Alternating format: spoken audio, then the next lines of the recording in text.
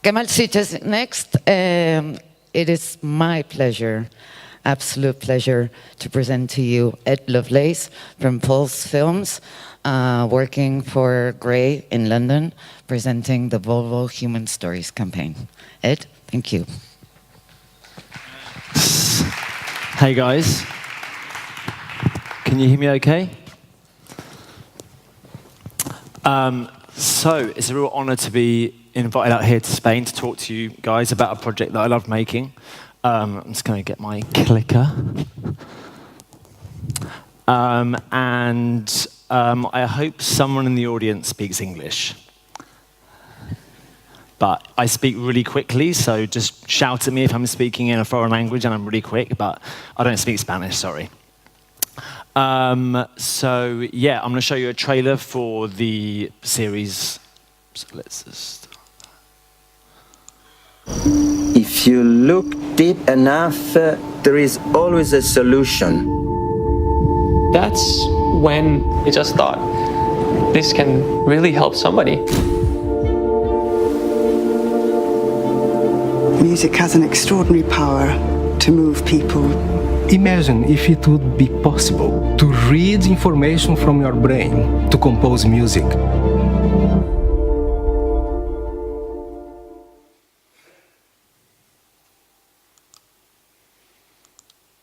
So I just wanted to say it's a real honor to, I feel like life moves so quickly and we're always creating things and we're always doing things, and it's really nice just to stop for a second and think about something that I was part of and I loved making, and it's really cool that you guys are going to hear about it today.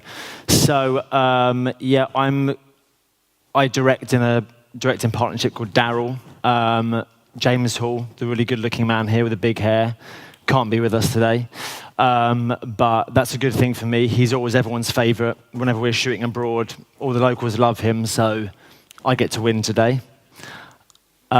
We named ourselves after an 80s cult movie called D.A.R.Y.L. when we were drunk and we were pitching, and we were like 19, pitching on some ad 15 years ago. And we were going to be called The Kids then, which thankfully we didn't go with, because with my grey hair, that would seem really stupid now. So we stuck with D.A.R.Y.L. We've been making ads for about 15 years. It always feels like they're quite human-centric, so there's always like a human at the focus of it. There's a real authenticity to the ads we make. We've made 3 feature films. Our first one was called Werewolves Across America, which was a movie about a homeless musician in the US, kind of surviving life on the road. Then we made a movie about Katy Perry, which was strange but fun.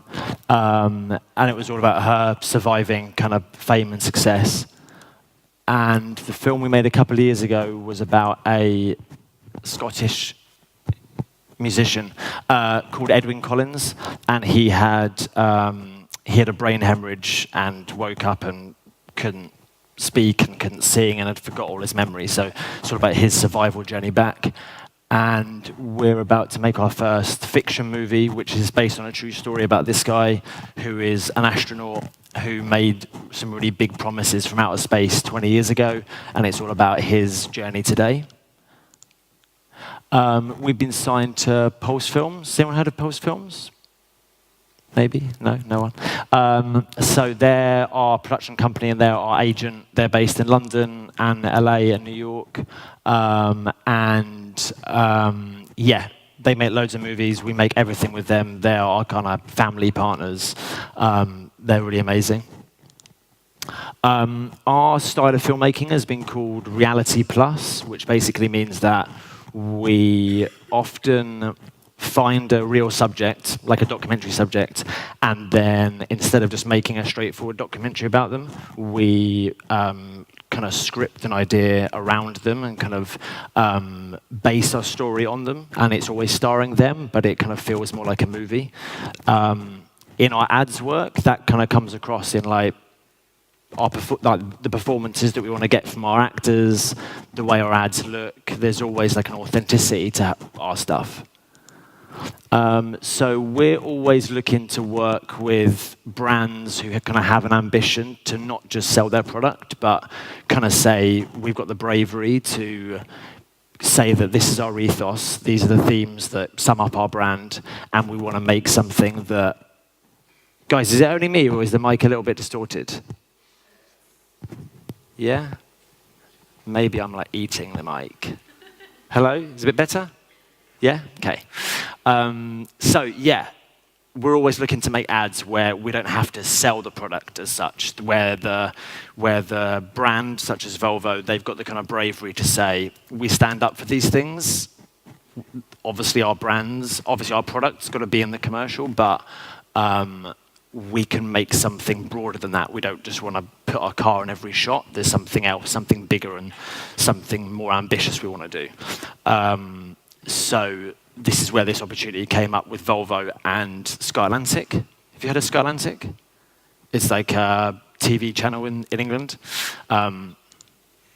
So Grey London, which is a really cool agency based in the UK, they have the same ambition as us. They're always trying to make stuff that's not product heavy. They're always trying to sell great stories and make great films. So they came to us with this project. They pitched an idea to Volvo, which basically said, we'll make a set of TV commercials for you guys that would appear on Sky Atlantic, and these ads would play alongside shows like Game of Thrones, True Detective, but alongside the ads, there would be like a TV series. So the ads would be like trailers for a bigger TV series. And Volvo bought into it, which is amazing. From those conversations, the kind of series that we made called Human Made Stories was kind of born. And Volvo agreed that the car would be in the series, but the car would kind of be in the background. So they were happy to like fund and promote a TV series that was just going to be an engaging, cool piece of work. And you would know that it's sponsored by Volvo, and you'd see the Volvos in the ad, in the shows, but that wouldn't be the thing that you would be engaging with. You'd be buying into a great story and a great character. So, the ads themselves would film. These are 3 stills from the ads. So when you saw them on telly, you would get a sense that there's something else happening. So you would see a character in the ad, you would see a world depicted, and you would kind of begin to get the idea that there's something more than just a TV commercial happening. This is like a trailer for a bigger idea. We spoke to Volvo about the idea that in the TV series, the cars would be like these characters, like how when you see in movies. So in Good Will Hunting, they buy Matt Damon this car, and this car is able to, it's the thing that gives him access to drive across America and meet the girl of his dreams. And in True Detective, the car's like a real kind of character in the movie, and they're always discussing. Sorry, I'm just going to try and sort this mic out. Bit better? Yeah. And so, Volvo basically bought into the idea that the cars would be seen in the series slightly more like they're seen in movies. So you would feel the car, but you're not being kind of sold in every frame. So the kind of heart of the series would be these people that we call them these defiant pioneers, and they would represent all the things that Volvo represents. So just like Volvo, when kind of Volvo are making sure that they're going against convention and really kind of trying to find new ways of making their cars safe and making their cars interesting, these characters in their own worlds would also be doing the same. So this is a trailer for the first series.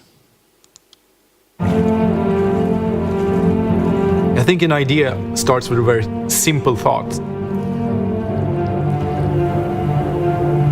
We had to do something, and we had to do it together. When Oliver showed me his plans, suddenly everything dawned that this is possible. It's potentially going to change my life.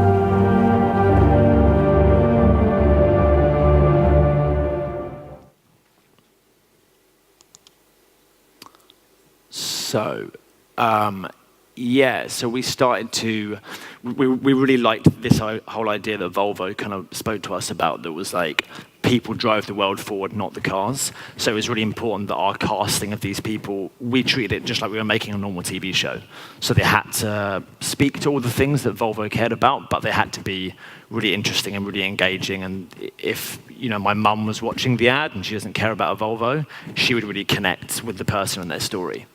So the first guy we cast was a guy called Eric, and he ticked the box of like craft, which was one of the Volvo's kind of brand ethoses. He is a really interesting photographer from Sweden who takes all these really interesting photos of nature. The second guys we cast are two women from Sweden called Maria and Josephine. They had they ticked off the sustainability ethos from Volvo. They've got a really interesting story. They live in an archipelago near Stockholm, and they rescue boats from the bottom of the ocean and kind of dismantle them and take those parts of the boats and help restore old boats. So they're at the heart of kind of breathing new life into the fishing community in Stockholm. The third guy we cast was called Oliver. He had this whole thing about, he was just super defiant, and he ticked like a kind of technological box for Volvo. So he came up with a connector which allowed someone who was missing a limb to connect with a prosthetic limb in a kind of crazy new way. So he's really amazing. So I'm going to play you a little bit of the ident. So these are just the TV ads.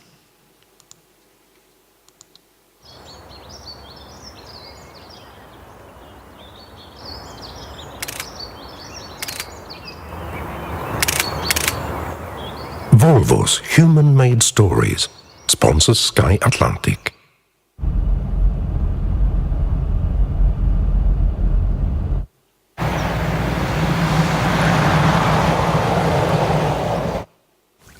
Så ska vi ta en bild och så behöver vi inte gå djupare än så. Jag tycker det är bra.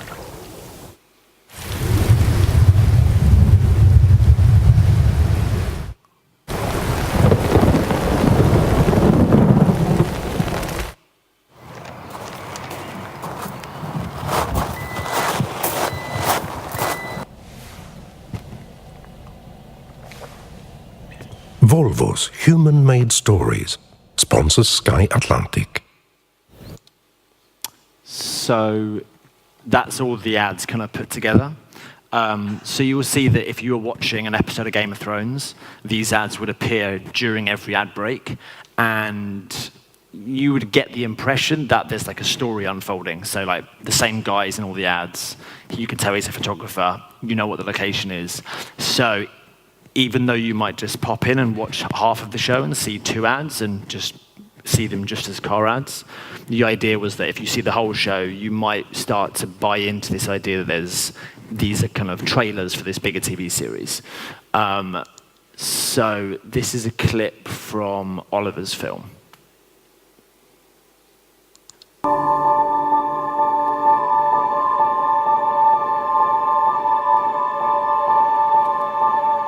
If you offered me an arm and a leg now that was made up of human arms and legs, like fleshy, I wouldn't want it. I've already been hit by a train. I want to use it now. I'd want to try integrating with technology.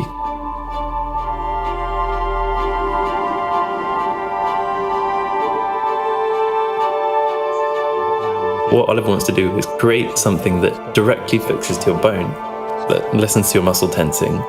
It's going to have all the capability to transfer a whole bunch of nervous control signals to a prosthetic.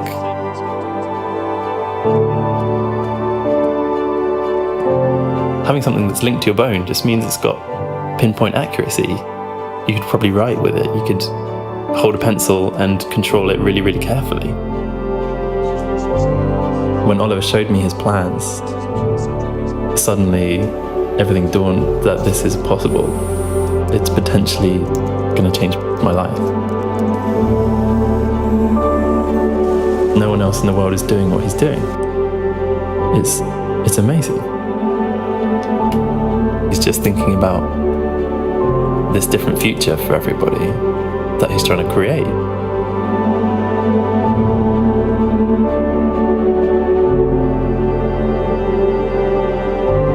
I'm on board with Oliver's dream. Evolution is a progression, and we're at a point in it. So looking at parts of nature and understanding how they might be able to work better in the future, it's just part of the natural progression. So let's see where we go.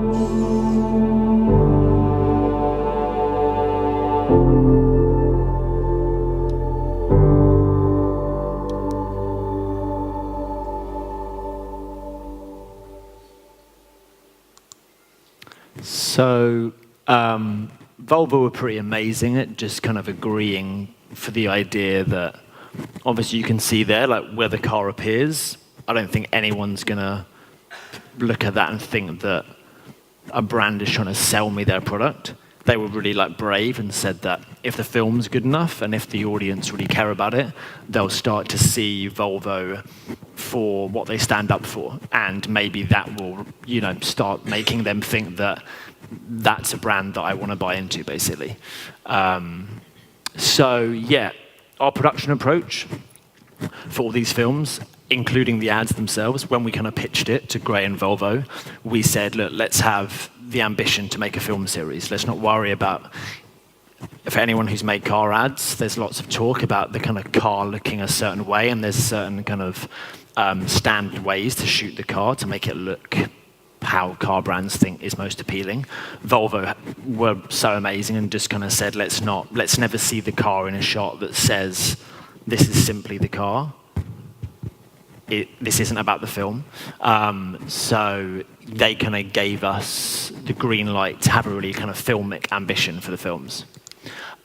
So these are our 3 cinematographers. And yeah, all these guys shoot movies. They do shoot ads as well, but they had like an eye for how to make something feel like it was going to be really cinematic, and it was going to focus on the people and the emotion of the stories. And they were really good at always, whenever there was a moment when we felt like we might have to fight a little bit to make sure the car wasn't too much of a character, these guys were amazing at kind of that balance. Same with our composers. So we kind of pitched to these 2 guys. These 2 guys compose loads of like really amazing movies in the States, and Ulla's based in Sweden.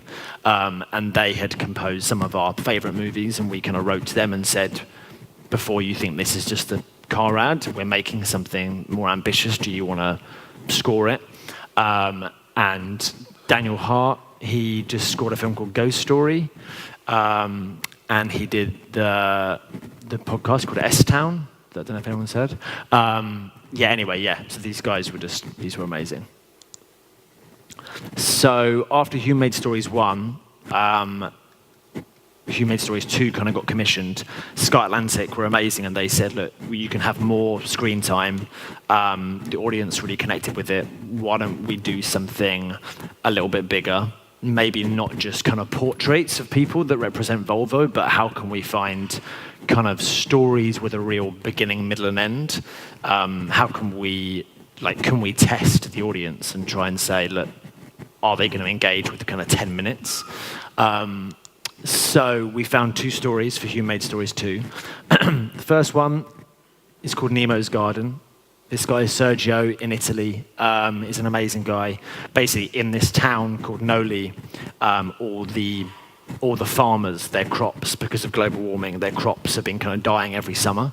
And so Sergio is like a local kind of underwater scuba diving entrepreneur, and he thought of a pretty crazy idea to build an underwater farm where he would scuba out with his family and all his other kind of scuba dive buddies, and build this kind of dome underwater, and they'd grow basil out there under the sea, because it would be protected from all the things that was making the crops on land not work out. And his story had a really good like ABC to it. So we had the farmers, we had Sergio, and then when Sergio kind of like lost faith in the idea, his son continued the idea and kind of pulled it over the line. The second story, which is called Music of the Minds, which we're really lucky that has been getting really nice nominations and awards recently at all the ads festivals in the UK. This was about a really potentially successful violinist who had a car crash when she was 24, and she had locked-in syndrome, so she could only move her eyes. So she was paralyzed for 30, well, she's still paralyzed now, but so for 30 years she lived like that. But this guy called Eduardo came up with this technology that meant that you could read someone's brainwaves, and that could transfer into a musical note. So if I am using his technology and I think of like a C chord on a guitar, or I think of a note on a piano, that could play the piano. So Eduardo basically found Rosie and said, we're going to try this technology out with you. And she was able to compose her first piece of music in 30 years, which we'll see in a bit. So this is a clip from Nemo's Garden.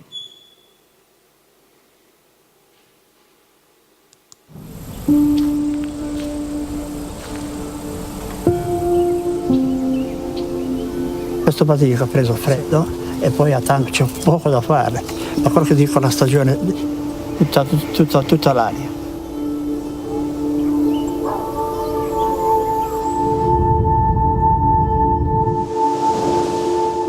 We just couldn't give up. We had to see this through. Luca passion made me believe again. That was an act of love, an act of friendship. Ma dovrebbero tenere l'acqua a un livello piuttosto basso, sufficiente perché le radici tramite il conetto. The resources we use on land right now will not be there in the future. They're scarce and they will run out. This idea that my dad dreamt about and we created together, this could really be something for the future. Something that could change the future we live in.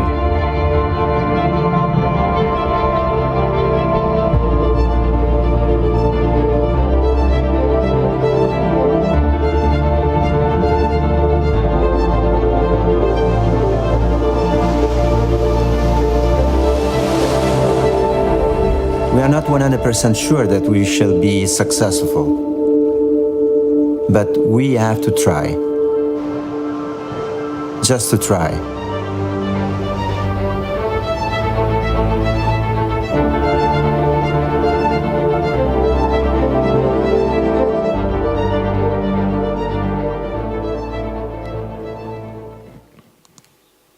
So after Hume Made Stories 2, they did this kind of big outreach to try and figure out whether it actually worked. I mean, I think people reviewed it really nicely, but like, how did audiences really connect it to, and did the audiences see it, basically? So I'm going to use my laser here for the first time. Yeah, over 500,000 people watched it on Sky Atlantic, on the actual TV channel. 16 million people watched all of them across all the platforms. People said they were 3 times more likely to buy a Volvo after watching them. And here's a quote from Andy, who's our head creative at Grey. He said it's evidence that when brands behave more like media platforms than advertisers and create meaningful content, people will emotionally engage. And I'm just going to leave you guys with the end of Music of the Minds.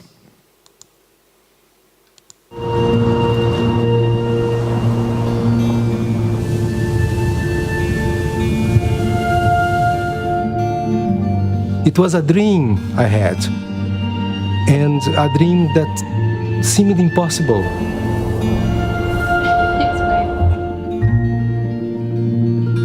You know, it took 20 years. It would not have been achieved if I had not the chance to work with Rosie.